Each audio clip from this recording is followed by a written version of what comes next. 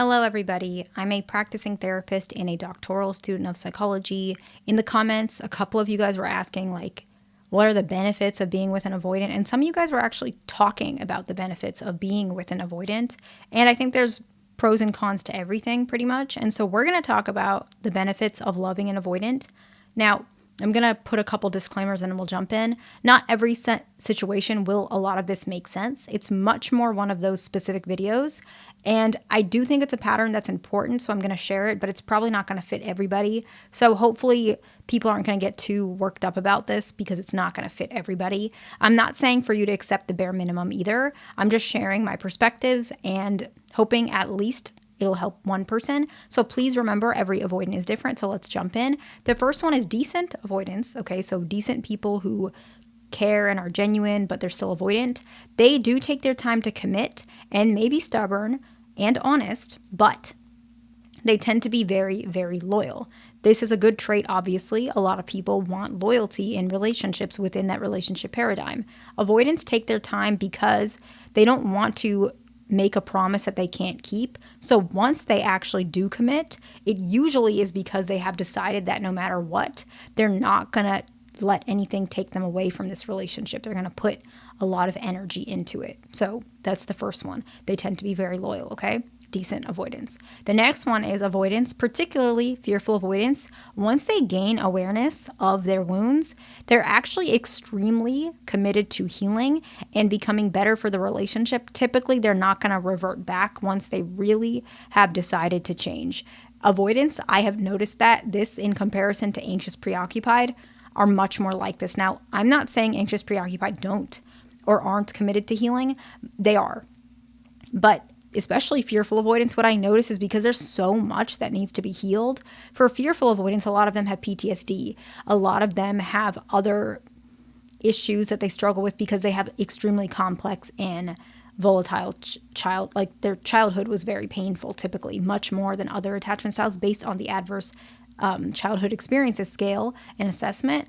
So they have a lot of things that they have to work on in order to, some of them, to function properly based on from a psychological perspective. And because of that, the clarity that they have gained has really motivated them to just heal everything and never go back to that again. And so that's why, for particularly with fearful avoidance, they become very committed. And that means for you as a partner, you don't have to be too worried about them going back to who they used to be once they really have committed to healing. Even if they make mistakes here and there, they're going to probably correct it themselves because of how much they want to change and how that much they want to stay changed, okay? The next one is probably a little triggering. So if you guys don't want to hear anything triggering, click off or skip 2 minutes ahead to get to the next one. Avoidants are not loyal to their feelings. Not as loyal as other people. So that doesn't mean they don't love you. I'm going to explain that. A lot of other attachment styles, particularly anxious, but any attachment style like secure or anxious might do this, but definitely much more with anxious. When they feel a certain way, that's the cue for them to leave a relationship. So it's just a different way of looking at it. If an anxious person is like, you know what, I'm not getting my needs met. I've been waiting 2 years. This relationship isn't going anywhere. I'm going to leave. That's really valid. That is not the way avoidants tend to think. Most avoidants don't think that way, at all.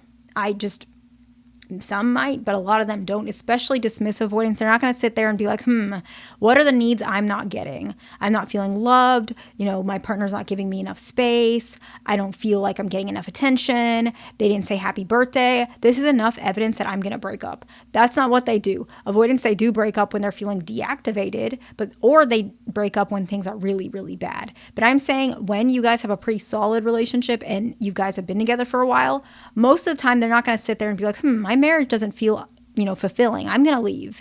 They don't usually do that. They usually just stay in the marriage, whether they're unfulfilled or not because they don't love you, because they believe that they made this choice to commit to you and they're going to stick to that. A lot of them, like I said, they're not going to cheat either. They're just going to stay there.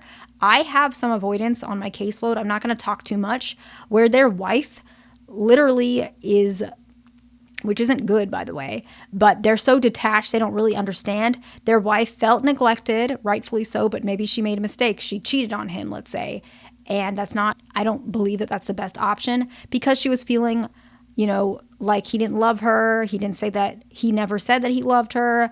She was pregnant, let's just say. She never felt appreciated. And so she, ended up making that mistake. Maybe it wasn't physical cheating. Maybe she was just texting someone, but that's still like very painful. And a lot of people would break up over that. But the dismissive avoidant is like, okay, just don't do that again. And that's how they see it. But as long as it's like not too much, like unless it's like a complete physical betrayal, because a lot of them don't like being betrayed in that way. But if they're like, okay, I know you didn't mean it like that, never do that again, I will never do that again, and they're still really hurt about it, but in their mind, breaking up is not an option. Because as soon as an avoidant gets to the point where they're like, I'm going to get married to you, I'm going to commit to you, breaking up is usually the last option, because it's not loyal to their feeling. It's loyal to the commitment and the action they made. I don't know if that made sense, but it is just the way that a lot of avoidants think. It doesn't mean they don't care about you. They just trust that feelings can be resolved and healed, but commitment and their action, their choice, their word matters first. And that's why they take so much longer to actually say, I love you, I'm going to get married to you, because once they do, they're going to be all in. And you will see that. Some of you guys know that. Probably not a lot of you, because it takes a pretty long time to get there. And a lot of you guys are not in those long-term relationships, at least not yet. But most avoidants, they're like that. When they're in it, they're in it. It doesn't matter what's going on. It doesn't matter if you guys are having a dry spell. It doesn't matter if you guys are fighting. It doesn't matter. As long as you guys are trying and you guys are there, they'll stay pretty much forever. The next one is avoidants tend to stay where they invest. This is more for dismissive avoidance, but also fearful avoidance. Typically, that just means the longer that you guys are together, the higher likelihood that an avoidant will stay with you. It also means if they've made some change, even if it's like this much of a change, that is them being more and more closer to staying committed, right? The more little changes they make, this is their investment, right? Some people are like this. I know that I'm like this. I know my partner's like this. My dad is like this. And actually, this is more common with fearful avoidance, but dismissive avoidance as well, where when you do something or invest in something, you'd rather have that over something like brand new, like because you worked on this, right? Let's say you, let's say you remodeled your kitchen and you're the one who did it. You redid the cabinets. You did the countertops. You went to Lowe's or whatever and got the sink and you changed it and adjusted it and whatever it is and it's custom to you. Avoidants kind of behave that way about relationships. Like because they invested in it, they feel like it's better than something brand new that's already perfect.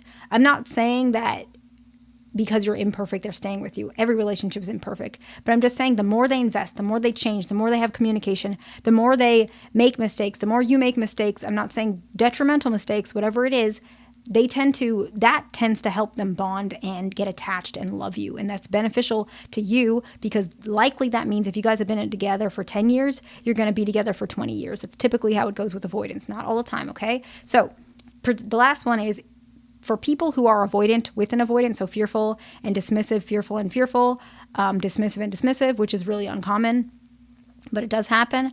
Usually, this relationship has benefits because you finally get to feel appreciated for who you are, and you have somebody who values your space and independence, and so that can be beneficial. So let's go ahead and summarize. The first one is a lot of avoidance. They tend to be very loyal. The second one is that when they gain awareness, they tend to really want to change and commit to changing. The third one is they're not loyal to their emotions. So once they make that commitment, they're going to stick to it no matter the fleeting emotions they have here and there. The fourth one is that avoidants stay where they invest. So the longer the relationship, the more likely they're going to stay. And the fifth one, if you're an avoidant with an avoidant, it's beneficial for both sides because you get to be accepted for your avoidance side. I hope this video was helpful to somebody. Please like, subscribe. I will see you in the next one.